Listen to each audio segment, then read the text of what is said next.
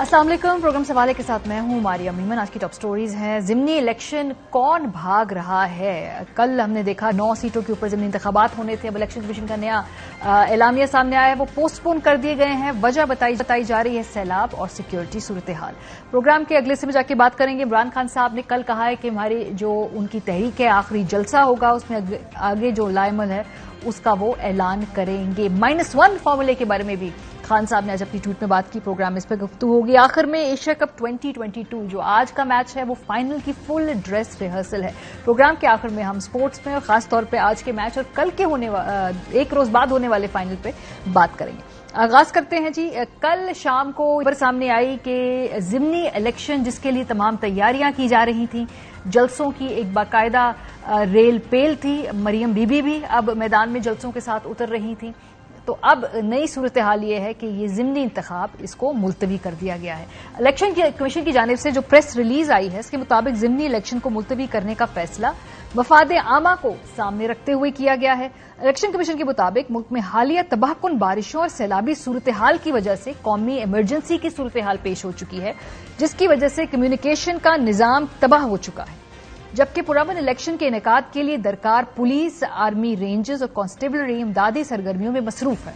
Election commission of Pakistan ने अपनी press release में ये इलेक्शन मुलतवी करने का जवाज ये भी पेश किया है कि खैबर पख्तूनख्वा में अमनो अमान की सूरत हाल कशीदा है और हालिया दिनों में सिक्योरिटी इदारों पर हमले भी हुए हैं। अब जो नया स्केड्यूल है ये इसका जल्द ऐलान कर दिया जाएगा। याद रहे किन तारीखों में इलेक्शंस होने थे?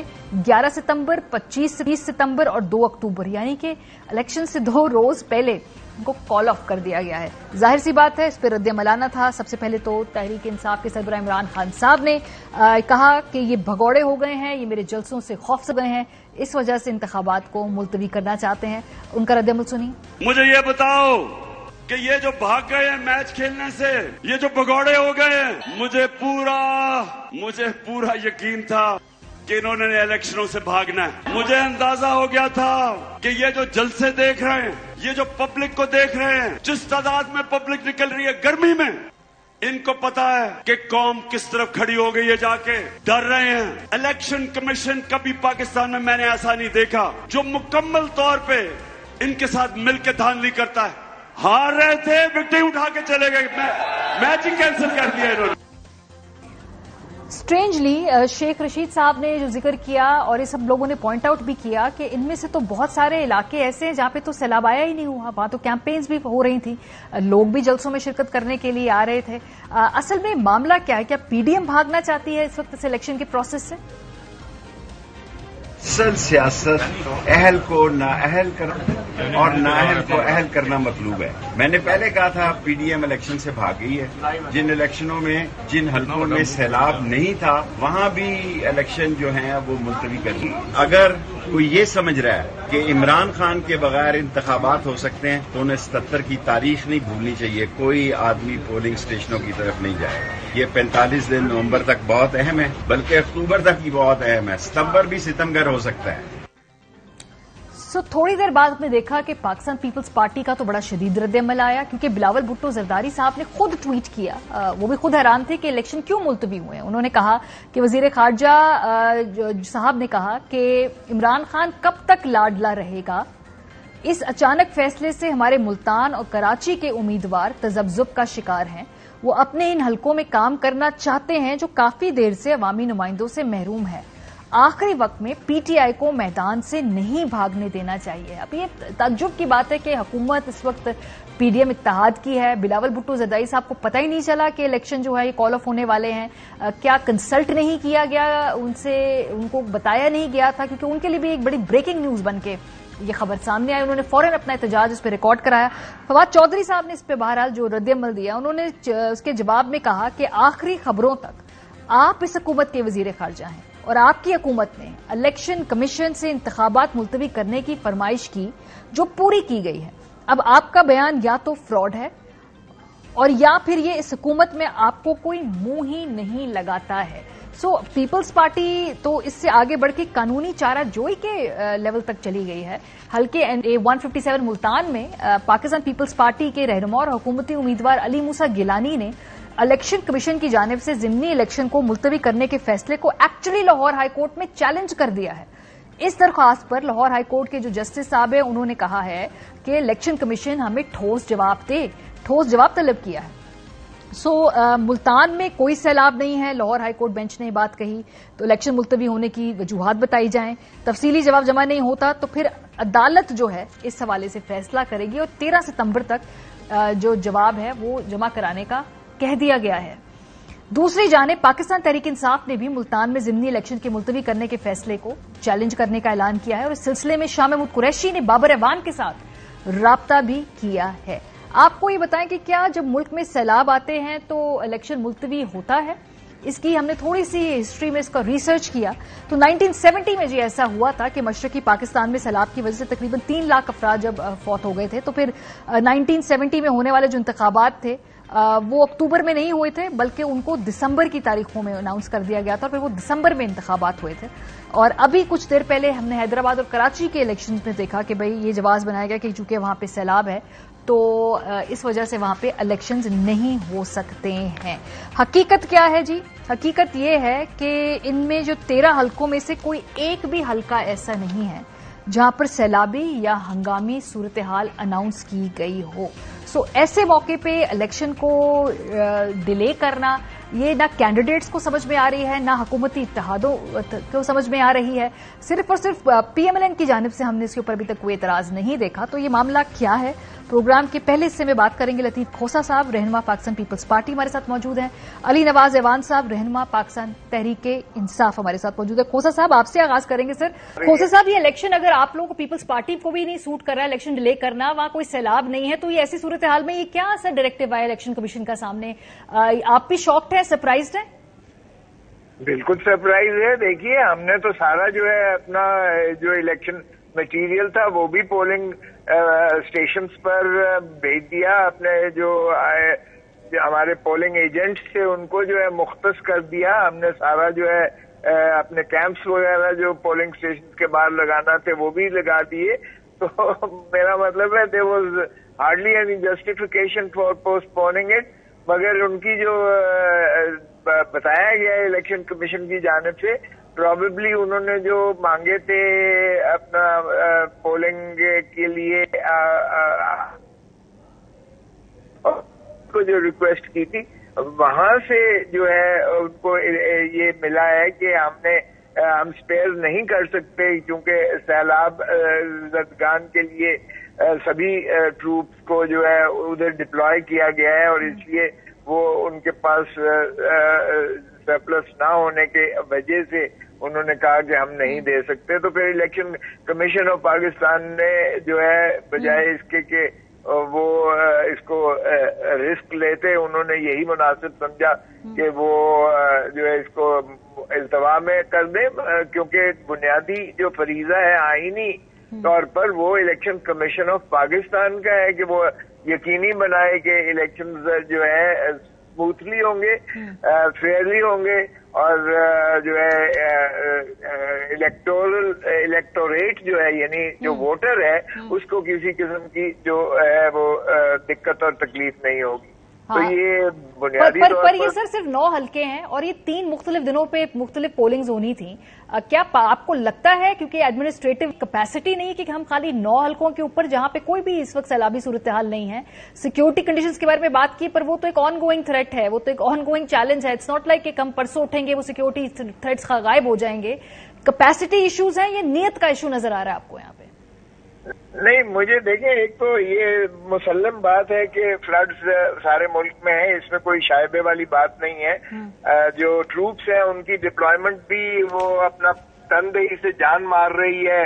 हमारी ट्रूप्स जितनी हैं वो फ्लड्स में जिस तरीके से हमने देखा कि लेफ्टिनेंट जनरल तक शहीद हुए, उसमें जो है वो करते हुए वो फ्लड विक्टिम्स की इमदाद करने में जो है ब्रिगेडियर्स 2 गए। मतलब है ये तो कोई इसमें दूसरी बात नहीं, हम हर चीज को शक की नजर से देखते हैं। अच्छा। मगर एक चीज जो देखिएगा कि कैसे भागी है पीटीआई कराची से कैसे भागी। आपको अंदाजा है कि कराची में उन्होंने अपने उम्मीदवार से ये इलेक्शन इस्लामाबाद हाई कोर्ट से ये सस्पेंशन ऑर्डर लिया है और वो फरमाते हैं शकूर साहब के मैंने तो इस्तीफा ही नहीं दिया है, मैंने तो जो है एक प्रिंटेड फॉर्म था उस पर मुझसे पीटीआई ने दस्तखत करवा लिए और मैंने इस्तीफा नहीं दिया है। चले सर, ये वैसे बड़ी दिलचस्प सूरत हाल है। मैं अली नवाज साहब की तरफ आऊंगी क्योंकि पीटीआई कहती है कि पीडीएम भाग रही है इलेक्शन से। अब ये एक नई है जो आप पे इल्जाम लग गया, अली नवाज साहब, बिलावल साहब ने भी आप पे इल्जाम लगा दी कि आप लोग भाग रहे हैं। अच्छा, भी कैसे पीटीआई एटलीस्ट पंजाब में इलेक्शन या केपी में इलेक्शन से भाग रही है, मुझे समझ में नहीं आई।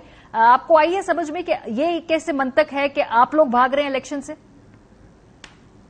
अच्छा देखिए, मुझे तो लतीफ कोसा की बातों पे बहुत हंसी आ रही है। बड़े सीनियर सियासतदान है, गवर्नर रहे हैं और इलेक्शन कमीशन एक अथॉरिटी है। इलेक्शन कमीशन इंडिपेंडेंट बॉडी है और इलेक्शन कमीशन जब इलेक्शन कॉल हो जाता है सारों ने उसकी बात माननी होती है। ये नहीं हो सकता कोई उसे उज़र पेश कर दे। बट आप क्योंकि लतीफ कोसा साहब ने कह दिया तो मुझे इसीलिए थोड़ा सी मुज़ाहिका की इस बात लगी है कि आप मुझे बताइए, कोरोना से जो पूरी दुनिया के अंदर वबा आई थी, पूरी दुनिया के अंदर उसने हिला के रख दिया। उसके सेकंड फेज के अंदर इलेक्शंस पाकिस्तान के अंदर कैसे कॉल हो गए थे? उस वक्त भी एमसीओसी काम कर रही थी, पूरी डिप्लॉयमेंट थी, पूरी मैनेजमेंट एडमिनिस्ट्रेशन पाकिस्तान की फोर्सेस हर जगह ये काम कर रही थी। पाकिस्तान में वैक्सीनेशन जारी थी, पाकिस्तान के अंदर इस तरह के हॉस्पिटल्स थे, पाकिस्तान के अंदर इस तरह की जगह रखी गई थी जहां लोगों को ट्रीट किया जा रहा था। तो मुझे बताएं, उसमें अगर इलेक्शन हो सकते हैं, उसके अंदर जलसे हो सकते हैं, तो फिर इलेक्शन कमीशन में सैलाब के अंदर जहां सैलाब आया ही नहीं हुआ, जिन इजला के अंदर वहां उन्होंने कैंसिल कर दिया। अगर इसके बैकग्राउंड के अंदर आप जाते हैं तो 9 अप्रैल के बाद से जितने अभी तक इलेक्शंस हुए हैं वो पाकिस्तान तहरीक इंसाफ जीत रही है। आपने देखा जो सेकंड फेज था लोकल गवर्नमेंट का, उसके अंदर उन्होंने उज़र पेश किया इलेक्शन कमीशन ने कि जमाते इस्लामी ने उनको कहा है कि आप ये इलेक्शंस आगे करते हैं, बारिशों का मौसम आया हुआ है और हमने इसलिए वो कैंसिल कर दिया, पोस्टपोन कर दिए। जमाते इस्लामी अदालत में चल गई और इलेक्शन कमीशन ने उनसे माफी मांगी। तो इलेक्शन कमीशन तो आलमदार बना हुआ है इस वक्त पीडीएम का, और पीडीएम जो चाहती है क्योंकि वो उनकी कांपे टांग रही हैं। आपके सामने है कि जो रिजल्ट्स आ रहे हैं, जो खान साहब के जलसे हो रहे हैं, जो पॉपुलैरिटी ग्राफ है, इन्होंने एक कोशिश की इलेक्शन कमीशन के साथ मिलके कि हमने टोटल 136 लोगों के इस्तीफे हमने भेजे। सूरी साहब ने उसको जब वो स्पीकर थे उनको एडमिट किया। अच्छा। उसके बाद इलेक्शन कमीशन ने सिर्फ 11 इस्तीफे कबूल किए, 11 के ऊपर इलेक्शन कॉल हुआ। बड़ी बांग दावे ये वो हम ये कर देंगे, खान साहब अनाउंस कर दिया हम 5 से इलेक्शन लड़ेंगे। कोई मेन लीडर इनका सामने नहीं है इलेक्शन खान साहब के सामने इलेक्शन लड़ने से। और जितने भी इस वक्त तक सर्वेज आ रहे हैं उसमें इलेक्शन तहरीक इंसाफ इन 11 हल्कों के अंदर, जो सूबाई हल्कों के अंदर क्लीन स्वीप कर रही थी। अच्छा। मसला ये है कि आप एक तरफ देखें कि एक तरफ फाइल होता है तहरीक चेयरमैन इमरान खान के खिलाफ के जी हम आपके कंटेम्प्ट की प्रोसीडिंग स्टार्ट करेंगे 22 से। उसी दिन ये फैसला आ जाता है कि जी इलेक्शन कमीशन ने सारे फारिग कर दिए, पोस्टपोन कर दिए इलेक्शन। ये एक मजाक हो रहा है पाकिस्तान के अंदर हमारे यहाँ। पाकिस्तान के अंदर पाकिस्तान तहरीक इंसाफ को कॉर्नर करने की कोशिश की जा रही है। ये अवाम को फेस नहीं कर सकते हैं। जो शख्स इस्लामोफोबिया का केस पूरी दुनिया के अंदर लड़ता है और जीतता है, उसके खिलाफ तो पर अली नवाज साहब, ये फिर ये पीपल्स पार्टी जाके इसको चैलेंज क्यों करती है अदालत में? आज उन्होंने जाकर इसको चैलेंज किया है। वो तो कह रहे हैं कि भाई हमें तो इलेक्शन चाहिए मुल्तान के अंदर, खासतौर पर कराची की सीट के ऊपर है इनके। अभी आपने देखा नहीं, मुझे तो लग रहा था कि लतीफ कोसा साहब इलेक्शन कमीशन के तर्जमान है, पीपल्स पार्टी के तो तर्जमान ही नहीं लग रहे थे मुझे। आप मुझे बताएं, सेकंड फेज जो लोकल गवर्नमेंट का था सिंध के अंदर, वो क्यों पोस्टपोन हुआ था? उसके खिलाफ क्यों नहीं आपने चैलेंज किया था उसको? आप क्यों उसमें पेश कर रहे हैं? आप क्या हम इलेक्शन कराना चाहते हैं? हम अगर वो कह रही है इलेक्शन कमीशन की एडमिनिस्ट्रेशन ये कह रही है कि हम इलेक्शन कराने से कासिर हैं, तो एडमिनिस्ट्रेशन सिंध के अंदर किसके पास है? वो क्या तहरीक इंसाफ के पास है? क्या वो किसी और के जमात के पास? वो पीपल्स पार्टी के पास है। एक तरफ एडमिनिस्ट्रेशन ये कहती है हम करा नहीं सकते हैं, और दूसरी तरफ ये कहते हैं हाँ हमें पता ही नहीं चला। क्या सिंध गवर्नमेंट इनकी नहीं है, खलाई मखलूक की है? सिंध गवर्नमेंट इनका आईजी अगवा हो जाता है, ये कहते हैं हमें पता नहीं चलता। एडमिनिस्ट्रेशन कोई बात कर देती है, इनको पता नहीं चलता। इस तरह तो चीजें नहीं चलती हैं। ये सब एक हुए हैं, ये एक नेटवर्क है, ये स्टेटस को बना हुआ है, ये फेस नहीं कर सकते। आप देख नहीं रहे सैलाब जहां आया हुआ है, इनके जो कायदीन वहां जाते हैं उनके साथ सलूक क्या रवा रखा जाता है। आपके सामने इन चीजें ये मुझे खोसा साहब से सवाल पूछते थे, क्योंकि खोसा साहब इस हुकूमत में अगर आपके जो कैंडिडेट्स हैं वो तो जॉइंट कैंडिडेट्स हैं ना आपके पीएमएलएन के साथ भी। सो मैंने उधर से कोई रद्द-ए-अमल नहीं सुना, उन्हें कोई इतराज नहीं है इलेक्शन पोस्टपोन होने का, मतलब उधर से कोई मुझे वो नहीं कोई आउटरेज नजर आया, क्योंकि ऑब्वियसली यहाँ पे गिलानी साहब जो है वो पीपल्स पार्टी के fielded candidate supported by PDM है, तो ये पीपल्स पार्टी क्या अपने इत्तेहादियों के साथ बात कर रही है? उन्होंने आपको क्या जवाब दिया है आगे से इस पर? देखें, इसमें तो बड़ा वाज़ेह है, मुझे बिल्कुल चेयरमैन साहब का भी फोन आया है और हम कर भी रहे हैं अदालतों में। कराची और मुल्तान का तो देखें, जहां तो फ्लड्स हैं और जहां स्कूल्स वगैरह बिल्कुल इनअंडेटेड हैं, जहां पानी खड़ा हुआ है, जहां पोलिंग नहीं हो सकता, वहां तो समझ आती है। लेकिन ना तो मुल्तान में ऐसी कैफियत है, और कराची में जरा मजाक देखिएगा इनका, बातें तो बड़ी बड़ी कर रहे हैं और मैं सुन रहा हूं जो कर रहे हैं। पूछे इनके जरा शाद साहब, शकूर शाद साहब जो खुद कैंडिडेट भी बने हैं बाई इलेक्शंस में, अब वो कह रहे हैं कि मेरा तो इस्तीफा ही गलत मंजूर हुआ है और मैंने इस्तीफा नहीं दिया। वहां से मोहतरम इमरान खान साहब भी कैंडिडेट हैं, लेकिन शाद साहब से कराई गई है और सस्पेंड करवाया गया है ऑर्डर उनकी, जो इलेक्शन कमीशन ऑफ पाकिस्तान ने जो उनको डी नोटिफाई करके वहां बाई इलेक्शंस का ऑर्डर किया है, उस ऑर्डर को इस्लामाबाद हाई कोर्ट से इनके उम्मीदवार ने सस्पेंड करवाया इलेक्शन, इसलिए कि मोहतरम इमरान खान साहब को नजर आ रहा था शिकस्त, उनको जो है फाश नजर आ रही थी, और वो कराची से इसलिए भागे और अपने एक उम्मीदवार से जो खुद भी उम्मीदवार कवरिंग कैंडिडेट था उससे दरखास्त दिला दी कि मैंने इस्तीफा ही नहीं दिया। और भाई अगर तुमने इस्तीफा नहीं दिया था तो फिर तुम उम्मीदवार कैसे बने बाई इलेक्शंस में? उम्मीदवार तो तभी बने ना कि जब तुम्हारा सर इधर से तो खान साहब उम्मीदवार है सर, हर तरफ से इधर से भी खान साहब खुद उम्मीदवार जी। खान साहब जी शाद इनका, शकूर शाद इनका कवरिंग कैंडिडेट था, जिसके जरिए से इन्होंने सस्पेंड करवा दिया है वो ऑर्डर, और वहां से इलेक्शन नहीं हो रहा इसलिए कि इलेक्शन चूंकि वहां सीट ही वेकेंट नहीं हुई। चले सर, ये मैं अभी पीटीआई से पूछती हूँ ना, मैं तो आपको बाकी का जवाब बोल रही हूँ सर। 13 हल्के हैं, खाली एक में आप लोग पीपल्स पार्टी अपनी पर्सनल कैपेसिटी में गई है कि यहाँ पे पोल्स होने चाहिए। जो बाकी 11 हल्के हैं सर, वहां पे क्या इलेक्शन नहीं होना चाहिए? वहां कोई सैलाब नहीं है, वहां कोई इस तरह की इस वक्त सिक्योरिटी कंसर्न बाहिर नजर नहीं आ रहा। में भी हम मुल्तान भी गए हैं, मुल्तान वाला भी हम चाहते हैं हो बिल्कुल आखिरी मोमेंट पर है, हमारी सारी जो है वो एफर्ट्स सर बेसिकली जहां जहां पीपल्स पार्टी का कैंडिडेट होगा वहां पे एफर्ट करेंगे, क्योंकि पीएमएलएन को तो कोई मसला नहीं, वो तो बिल्कुल रिलैक्स्ड हैं, तो उनको वो ठीक है, वो पोस्टपोन हो रहा है इलेक्शन। क्या आपके मुल्तान की सीट में ये ना हो कि सर आपके साथ हैंड हो जाए, पीएमएलएन तो नहीं इंटरेस्टेड लड़ने में इस वक्त इलेक्शन? देखें, हमारा ऐसा कोई नहीं है, हम इंडिपेंडेंट पार्टीज हैं, अलायंस हमारा हुकूमत में है, जहां हमारा सीट एडजस्टमेंट में या सीट में हमारा होता है वो और बात होती है, लेकिन इंडिपेंडेंट हम एंटिटीज हैं, पॉलिटिकल पार्टीज इंडिपेंडेंट पार्टीज हैं, ये नहीं है कि हम तो पीएमएलएन के वोट बैंक पे आप लोग तो आप वो नहीं देख रहे, इसमें आपने उसके लिए नहीं कोशिश की कि पीएमएलएन का वोट बैंक भी आए सर, क्योंकि ऑब्वियसली आपका ज्वाइंट कैंडिडेट है ना?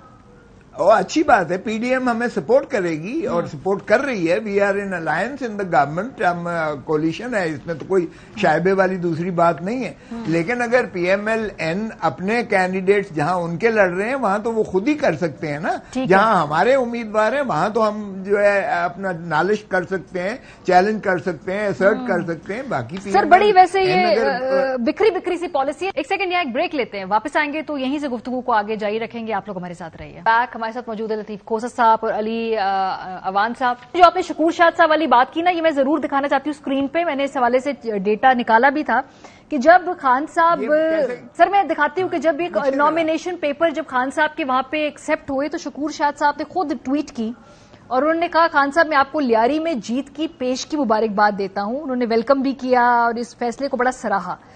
और फिर उसके बाद क्यों सस्पेंड कराया, यही मुझे समझ नहीं आती, क्योंकि 16 अगस्त ये को उसके बाद वो दोबारा ट्वीट 5 अगस्त को पहले मुबारकबाद देते हैं, 16 अगस्त को फिर वो कहते हैं कि जी बड़ी जबरदस्त बात है, खान साहब के पेपर्स क्लियर भी हो गए। और आज कितने दिनों के बाद, तकरीबन 35 दिनों के बाद क्या नाम है, अली नवाज अवान साहब, ये हुआ क्या है? उनको शकूर शाद साहब को याद आ गया कि मेरी तो इस्तीफा ही नहीं मंजूर हुआ था। ये क्या आपकी पार्टी के अंदर क्या चैटर है? वो चौधरी शुजात साहब को भी आखिरी दिन याद आया था ना, आपको याद है उन्होंने लेटर लिख दिया था कि एक परवेज इलाही साहब हमारे कैंडिडेट नहीं होंगे, और ये आ जाता है, आपको पता है जमीर भी जाग जाते हैं, और आपको पता ही है कि कराची और सिंध के अंदर जो पॉलिटिक्स है वो करना बहुत मुश्किल काम है। शकूर शाह साहब अगर इतने ही मतलब उनका जमीर इतना जबरदस्त कायम था तो वो फिर तो पिछले सारे इजलासों के अंदर उनको जाना चाहिए था, वो इजलासों के अंदर क्यों नहीं है? उसके बाद अगर वो समझते थे ये उनका इस्तीफा नहीं है तो वो कैंडिडेट कैसे बने दोबारा, जो अभी हमारे लतीफ खोसा साहब कह रहे हैं कवरिंग कैंडिडेट है। हाँ। और एकदम उनको क्या हुआ, आसिफ जरदारी साहब आजकल सलाब जदगान के पास तो जा नहीं पा रहे, वो कैंडिडेट्स के पास जो है वो बिल्कुल जा रहे हैं, उसमें वो बहुत माशाल्लाह उनकी जितनी भी आप तारीफ की जाए वो कम है, इसके अंदर उनके पास बहुत काबिलियत है। और आपने देखा एक सीट भी नहीं थी बलोचिस्तान के अंदर नवाज शरीफ गवर्नमेंट के अंदर, तो आपको याद है वो टॉपल हो गई थी नवाज शरीफ की बलोचिस्तान की गवर्नमेंट, तो इन्होंने यूं करके हाथ हिलाए थे कि देखें ये मैंने टॉपल की है। पंजाब के अंदर जब लोग थे, सिंध के नेशनल असेंबली के जब लोटे बने थे वो सारा काम सिंध हाउस के अंदर हो रहा था, तो माशाल्लाह उसमें बड़ी काबिलियत है इनकी, और ये काबिलियत भी खुल के सामने आ रही है। और आप देखिए ना फिर ये मसला, एक तरफ ये कहते हैं हम अलायंस के अंदर हैं, मुश्तरका कैंडिडेट है हमारे, तो मुश्तरका तौर पे जाए ना इलेक्शन कमीशन के अंदर, या उसके खिलाफ रिट करें। उधर आप ये कहते हैं मना, वोट आप कहते हैं हमारे एक है। मसला ये है पीपल्स पार्टी का, समझे, जो second phase local government election cancel होते हैं, पोस्टपोन होते हैं, इलेक्शन कमीशन करता है और पीपल्स पार्टी के ऊपर कहने के ऊपर करता है। वो किस मुंह से आज कह रहे हैं कि इलेक्शन कमीशन ने ये काम किया? ये 7 मिलियन एडमिनिस्ट्रेशन मारिया आज दिन किसके पास है? आपको पता है जो एडमिनिस्ट्रेशन चाहिए होती है वो कौन लोग? मुझे तो लग रहा है कि अली नवाज साहब के यहाँ पे वो इतने इत्तेहादिए तो हैंड ही ना हो गए। लेकिन जो खोसा, एक मेरे एक सवाल का जो खोसा साहब इम्प्लाई कर रहे हैं, जो बिलावल साहब भी इम्प्लाई कर रहे हैं, वो ये कर रहे हैं कि आपकी क़यादत के कहने पे शकूर शाह साहब ने लास्ट मिनट पे कहा मेरा इस्तीफा जो है वो मैंने तो दिया ही नहीं है, और आपकी क़यादत के कहने पे ये सीट जो है आप लोगों ने आखिरी मिनट पे इसको विड्रॉ करके अपनी सीट बचा ली है हाईकोर्ट के फैसले के बाद खास तौर पे।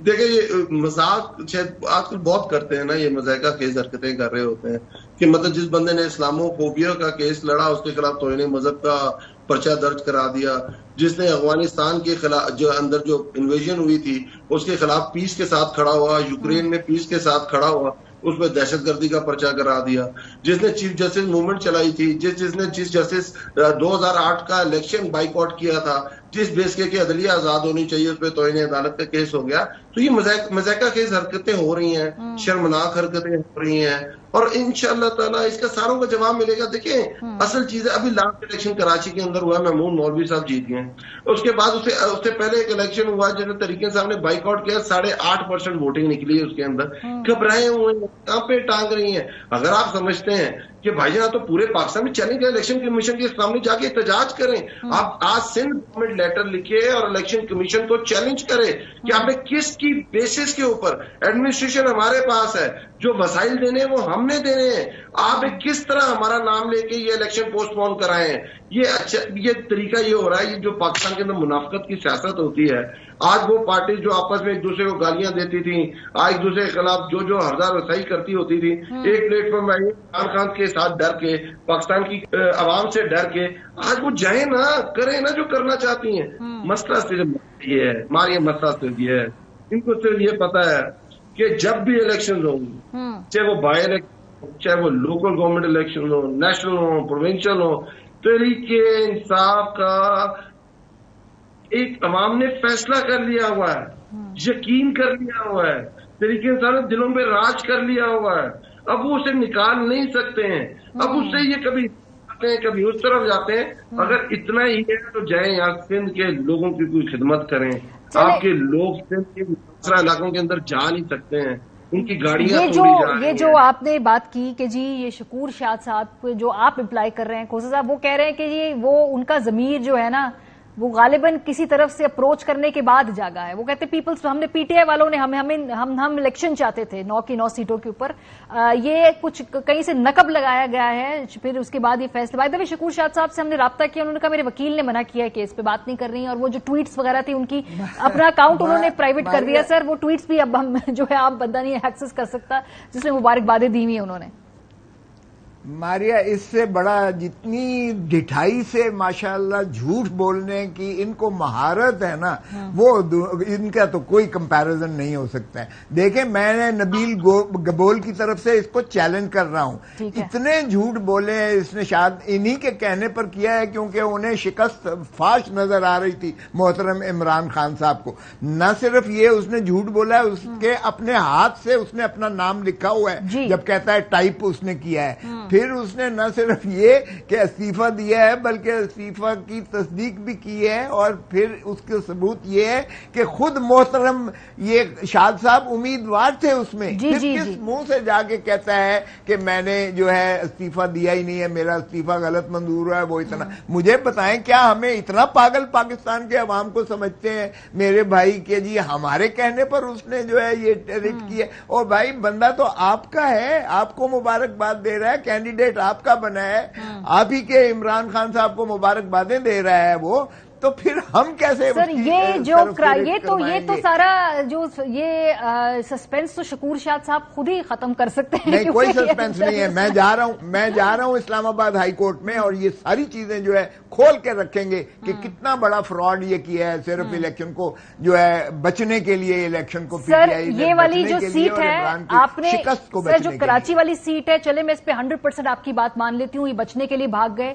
सर 12 सीटें और हैं, उसमें से एक पे आप दोबारा मुल्तान से भी, सर तो बाकी सीटें, मुल्तान सर से तो भी बाकी सीटों से कौन भाग रहा है सर? फिर बाकियों से कौन? चले 2 से मैं कहती हूँ 5 सीटों से पीटीआई भाग गई, बाकी सीटों से कौन भाग रहा है? होने दे इलेक्शन ना, क्योंकि देखें बाकी जो उम्मीदवार हैं, अगर वो समझते हैं कि इलेक्शन कमीशन का बाकी वो सैलाब ज़दा इलाके नहीं है, 2-3 चीजें आई हैं जो सामने आई हैं। चूंकि मैं तो इसको स्टडी करके हाई कोर्ट में जा रहा हूं, इस्लामाबाद हाई कोर्ट में उनकी शाद की एप्लीकेशन पिटीशन को अपोज करने के लिए जा रहा हूं, क्योंकि उन्होंने दरोग गोई से फ्रॉड से एक सस्पेंड करवाया है ऑर्डर जो है, उस पे तो भागे। और यहाँ मुल्तान में भी सर ये तो मान लिया सर, इस पे तो चूंकि पीपल्स पार्टी की प्रिंसिपल पोजीशन है। मैं तो बाकी सीटों के बारे में बात कर रही हूँ। पीडीएम में आप लोग इत्तेहादी हैं, पीएमएलएन को कोई प्रॉब्लम नहीं है, इलेक्शन जो है वो अगर डिले हो रहा है, प्रॉब्लम सिर्फ पीपल्स पार्टी को नजर आ रही है। तो कोई आपको यहाँ पे कोई डिफरेंस ऑफ ओपिनियन,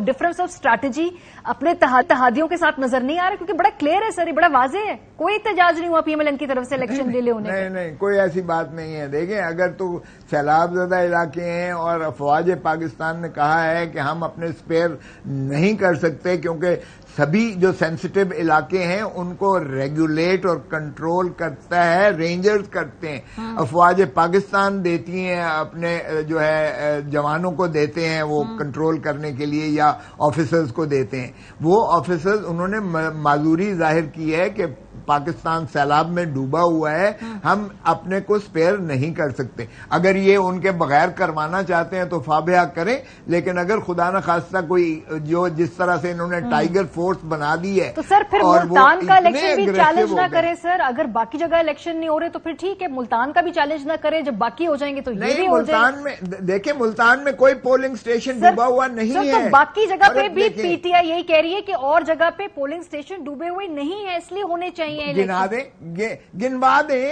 दें कौन से पोलिंग स्टेशन हैं। देखें, बाकी आपको भी पता है कि सिंध हो गया, सिंध का इंटीरियर है, बलूचिस्तान का सारा इलाका जो है, साउथ पंजाब सारा जो है, सिवाय मुल्तान के और करीब के जो शहर हैं, वो तो बाकी तो डूबे हुए। इसमें कुछ शायबा है? केपीके में भी सैलाब की कम तबाही हुई है, तबाहकारी जो है उसको कोई इनकार कर सकता है? लेकिन बात यह है कि न सिर्फ ये, बल्कि अफवाज पाकिस्तान ने अपने जवानों को सैलाब की जो है जदगान की खिदमत के लिए किया हुआ है, और इसलिए वो स्पेयर नहीं कर सकते हैं। इस बात की भी है, इसीलिए मुल्तान या सर मैं बता देती हूँ आपको, गिनवा देती हूँ। आपने कहा गिनवा दें। फैसलाबाद, मुल्तान, खानेवाल, भावलनगर, शेखुपुरा, ननकाना, कराची, चारसद्दा, पिशावर, मर्दान, कुर्रम, सर यहाँ पे कोई सैलाब नहीं है। पीटीआई कहती है कि यहाँ पे वो चैलेंज कर रहे हैं, but my point is sir, आप हुकूमती इत्तेहाद में ना सर, अपनी सीट के तो आप जा रहे हैं, लेकिन ओवरऑल इस सिचुएशन पे तो कमेंट कर देना कि क्यों आपके इत्तेहादी खामोश है, कोई गुफ्तगू। ओवरऑल हम बिल्कुल तैयार हैं, बिल्कुल तैयार हैं, लेकिन हम अफवाज पाकिस्तान को मजबूर नहीं कर सकते कि वो अपने जवान को स्पेयर करें और अवाम की, पाकिस्तान की, और जहां सैलाब देखें, उन्होंने तो हर जगह पे अपने डिप्लॉय भेजे हुए हैं जवानों को, हर जगह आप देखें कश्तियों, वो पैदल। मुझे समझ नहीं आ रही खोसा साहब आपकी, आपने कहा कि मुल्तान में सैलाब नहीं है इसलिए हम चैलेंज कर रहे हैं, मैंने आपको और जगह गिनवा दी, वहां पे भी सैलाब नहीं, यही कह दें कि फिर वहां पे भी इलेक्शन होने चाहिए। मैं तो कहता हूं होने चाहिए, बिल्कुल होने चाहिए, ये इलेक्शन कमीशन ऑफ पाकिस्तान का काम है, उनको करवाना चाहिए। तो इस हवाले में अपने इत्तेहादियों से आपको गुफ्तगू कर सकते हैं, क्योंकि भाई पूछे फोन उठा के पीएमएलएन को, बिलावल साहब जो ट्वीट कर रहे हैं वो कह रहे हैं कि पीटीआई भाग रही है, आप फोन करके पूछ लें अपने इत्तेहादियों से, शहबाज साहब से, भाई क्या हो रहा है। नहीं, शहबाज साहब क्या भाग रहे हैं, ये कौन कह रहा है भाग रहे हैं। इलेक्शन कमीशन ऑफ पाकिस्तान के फैसले से हमें इत्तेफाक नहीं है, मैं आपको अर्ज कर रहा हूं, हम बिल्कुल इलेक्शन के लिए तैयार हैं। ये पीटीआई भाग रही है, और पीटीआई इसलिए भाग रही है कि देखें ना अब क्या हुआ, तौहीन अदालत से भी भाग रही है, और पीटीआई कहां से नहीं भाग रही है, इलेक्शन कमीशन से भाग रही है, ये मीडिया को जो है लिफाफे करार देती है, और पता नहीं किस को, हर एक को तो इन्होंने दुश्मन दराजी से जो है धुतकार रही है, किसको नहीं कर रही है पीटीआई। चले सर, बहरहाल इस मामले पे लगता है कि पीपल्स पार्टी वो जैसे डियर कॉट हेडलाइट्स वाली सिचुएशन है, आप लोग अपने जहां पे कैंडिडेट्स है वहां पे आप जा रहे हैं, लेकिन बाकी प्रोसेस में अगर इलेक्शन होता है नहीं होता है वो फिर आपने छोड़ दिया है इलेक्शन कमीशन विफाक की सवाबदीद पे, यानी कि पीएमएलएन की सवाबदीद पे। तो जाहिर है जिनका उम्मीदवार है वो ही करेंगे ना, हम तो नहीं कर सकते हैं। अगर पीएमएलएन का देखें, ये इत्तेहाद कोई जॉइंट कैंडिडेट नहीं होता है, आपको पता है, अगर मुस्लिम लीग नून का होगा तो शेर के सिंबल पर होगा, पीपल्स पार्टी का होगा तो तीर के सिंबल पर होगा, इसलिए अपने अपने कैंडिडेट्स की तरफ से ही नालिश की जा सकती है। मैं अदालत में नबील गबोल की तरफ से जा रहा हूं, अगर हाई कोर्ट में जा रहा हूं तो इसलिए, और इधर जा रहा हूं तो कासिम गिलानी की तरफ से जा रहे हैं मुल्तान वाली सीट के लिए, लेकिन मैं पीएमएलएन के कैंडिडेट की तरफ से मैं तो पिटीशन नहीं कर सकता। पिटीशन की बात नहीं, मैं तो ओवरऑल एक सियासी पॉलिसी के ऊपर मैं सवाल पूछ रही थी आपसे। नहीं, सियासी पॉलिसी हमारी यही है कि हम इलेक्शन के लिए तैयार हैं, लेकिन ना तो हम अफवाज पाकिस्तान को मजबूर कर सकते हैं, और अदालत से हम नालिश कर सकते हैं कि इलेक्शन कमीशन को वो जो है ये इससे एतराज से जो है माने करे, और इलेक्शंस के लिए उनको कहें, हुक्म दे के आइन के मुताबिक इलेक्शंस करवाएं। बाकी तो ये जिम्मेवारी आईनी तौर पर इलेक्शन कमीशन ऑफ पाकिस्तान की है।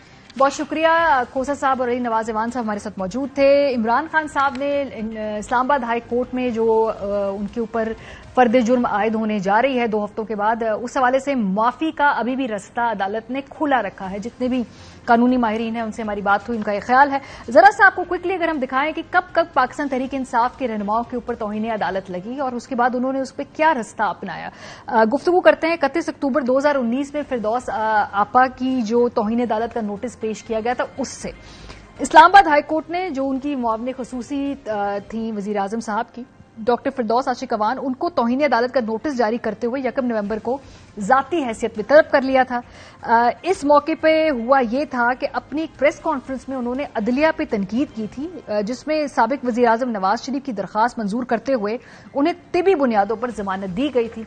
इसका अदालत ने नोटिस लिया। फिरदौस आशिक अवान को क्रिमिनल तौहीन अदालत का नया नोटिस दिया गया था, क्योंकि कल इस्लामाबाद हाई कोर्ट ने वो क्रिमिनल तौहीन अदालत का जो फर्द जुर्म है या जो इल्जाम है वो इमरान खान साहब के ऊपर भी इस वक्त है जिसका वो सामना कर रहे हैं, तो उसका जिक्र इस्लामाबाद हाई कोर्ट ने कल भी किया था। तो फिरदौस आपा भी क्रिमिनल तौहीन अदालत का ये नोटिस उनको दिया गया था। जो पहला नोटिस था जिसमें था कि जी उसको वापस ले लिया गया था, और गैर मशरूत माफी मांगने पर फिर तौहीन अदालत का जो पहला नोटिस था उसको वापस लेने के बाद जेर इल्तिवा केस पर असरअंदाज होने और तज़हीक पर क्रिमिनल तौहीन अदालत का उन्हें एक नया नोटिस भी जारी किया गया था।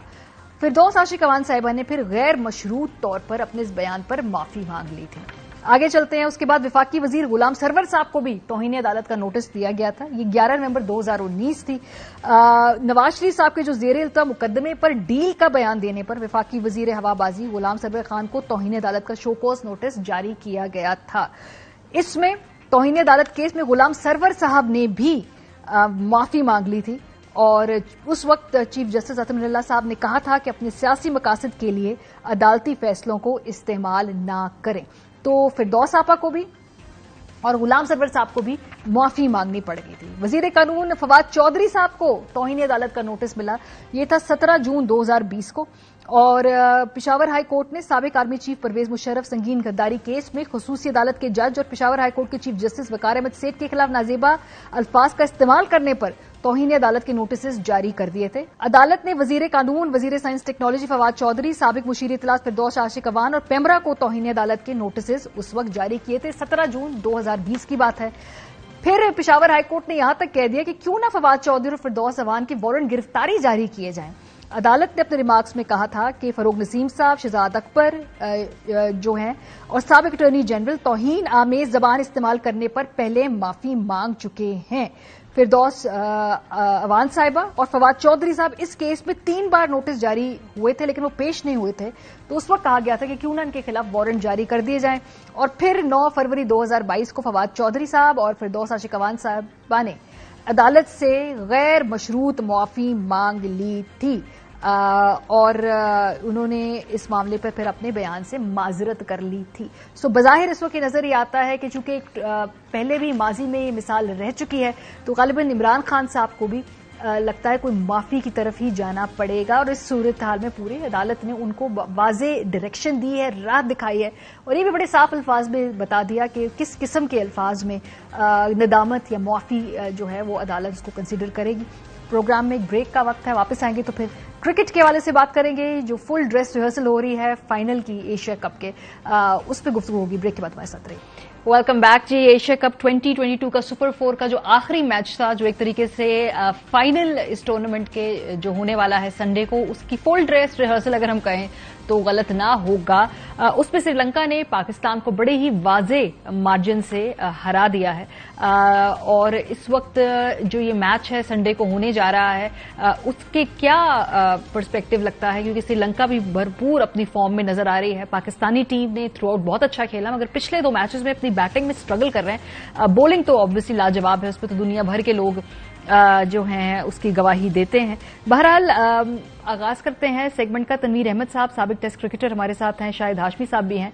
शाहिद साहब आपसे मैं पूछूंगी सबसे पहला सवाल कि पाकिस्तानी बैटिंग देखकर पिछले 2 मैचेस में क्या हमें घबराने की जरूरत है या ये एक बैड पैच है? वो ये भी कह रहे हैं ना लोग कि अच्छा है कि वो जो एक आध मैच में खदशा होता है ना हारने का, वो आज हार गए हैं, अब फाइनल में एक वो झिझक निकल जाएगी। बिल्कुल ऐसा ही है, ये झटका फाइनल से पहले लग गया, वेकअप कॉल मिल गई और एक तरह से पाकिस्तान की टीम को इसकी बहुत शदीद जरूरत थी। अफगानिस्तान में भी इसी तरह बैटिंग चली। मुझे अच्छी तरह याद है 2019 का वर्ल्ड कप का एक मैच अफगानिस्तान से हम आखिरी ओवर में इमाद वसीम ने हमें जितवाया था। तो जब पूछा गया कि पाकिस्तान की टीम हार्ट अटैक देती है अपने फैंस को, तो उन्होंने कहा कि पाकिस्तान का पूरा मैच देखा करें और जो डेड मैच हुआ करे उसके बाद जरूर सोचा करें कि अगले मैच में पाकिस्तान की टीम अच्छा करेगी।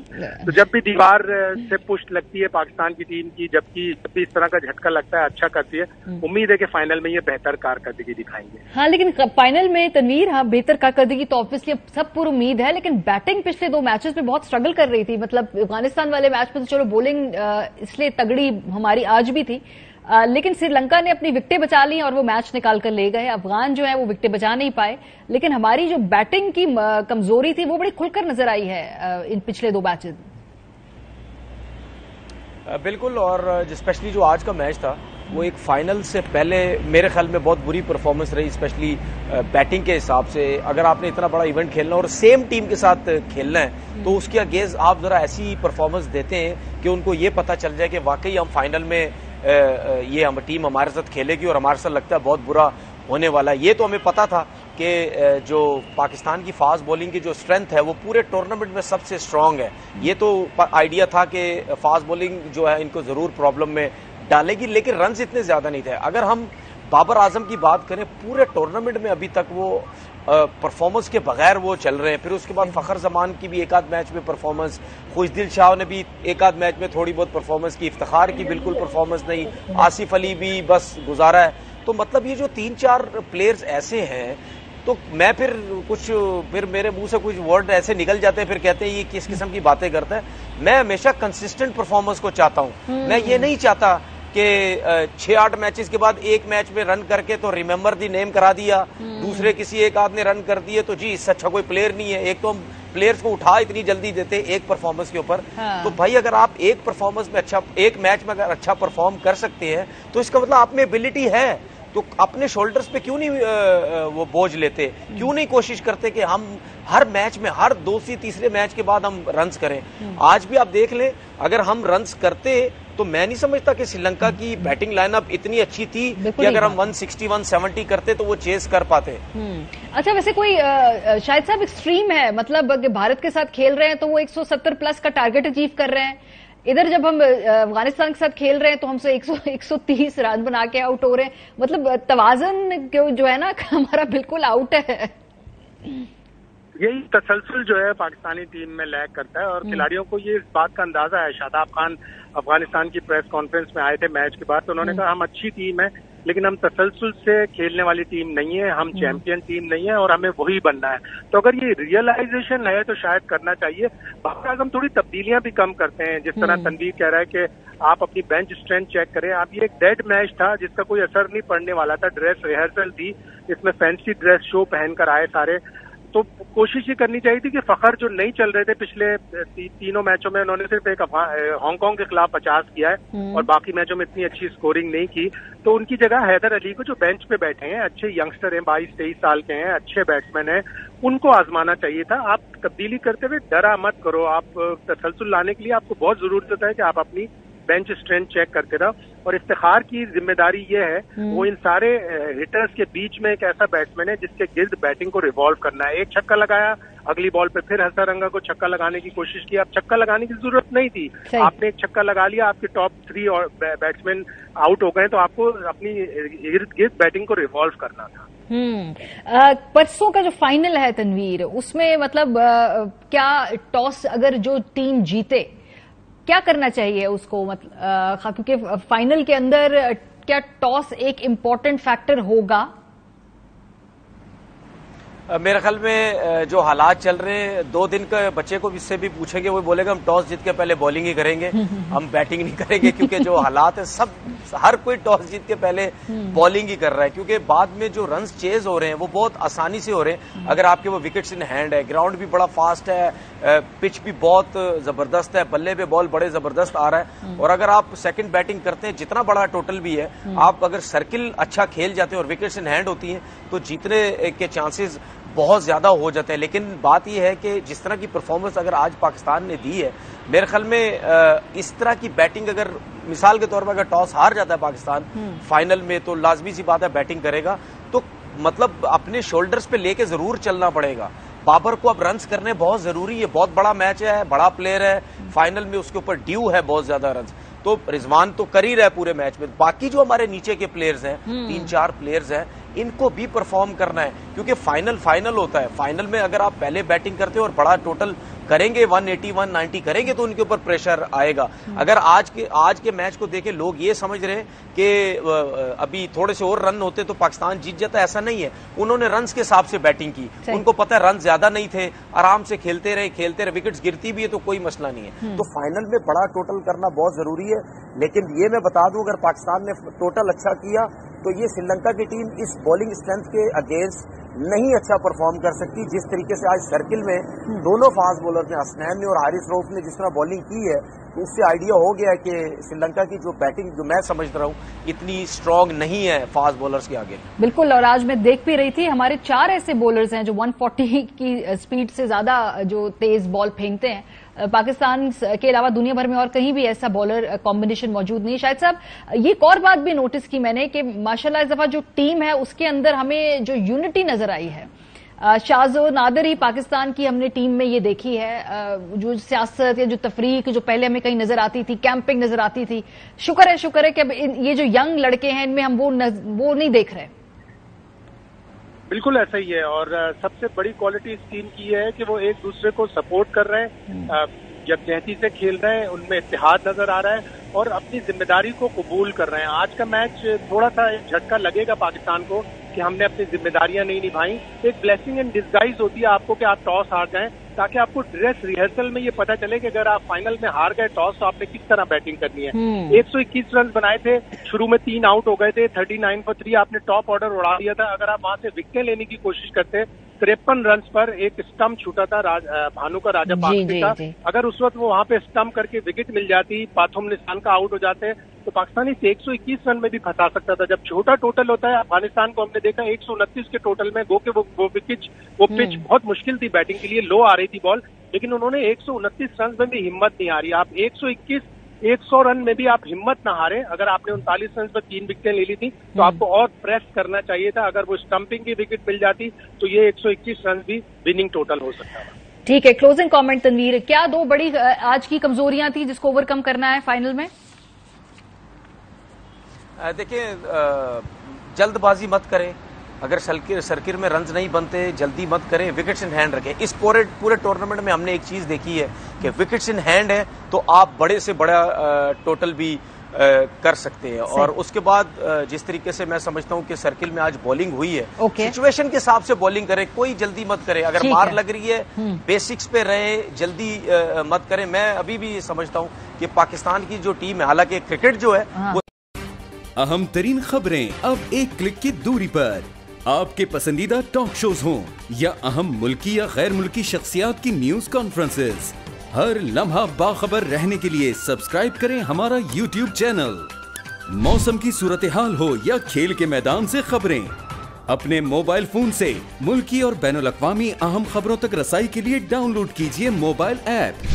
बावसूख ज़राए से मुसद्दिका खबरों, तज्ज़ियों और तबसरों से मुस्तफ़ीद होने के लिए विजिट कीजिए पाकिस्तान की सबसे बड़ी न्यूज वेबसाइट www.arYnews.tv। इन सब के अलावा पाकिस्तान का सबसे बड़ा फेसबुक पेज हो, सबसे बड़ा न्यूज इंस्टाग्राम अकाउंट या फिर ट्विटर, ARY न्यूज पहुंचा रहा है खबरें सबसे पहले आप तक, ताकि आप रहें हर लम्हा बाखबर।